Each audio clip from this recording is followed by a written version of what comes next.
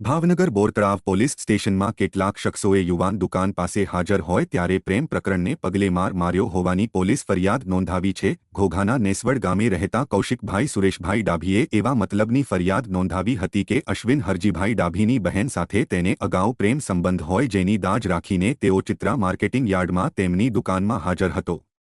ત્યારે અરવિંદભાઈ હરજીભાઈ ડાભી, ચોથાભાઈ બારૈયા, મુકેશ આણંદભાઈ ડાભી, દિનેશ આણંદભાઈ ડાભી અને હરજી આણંદભાઈ ડાભી આવીને ધોકાઓ વડે મારી જાથી મારી નાખવાની ધમકી આપી હતી। જો કે ઈજા થતા ફરિયાદી કૌશિક સુરેશભાઈ ડાભીને સરટી હોસ્પિટલ ખાતે ખસેડવામાં આવ્યો હતો। આમ 5 શખ્સો સામે ફરિયાદ નોંધાવી હતી।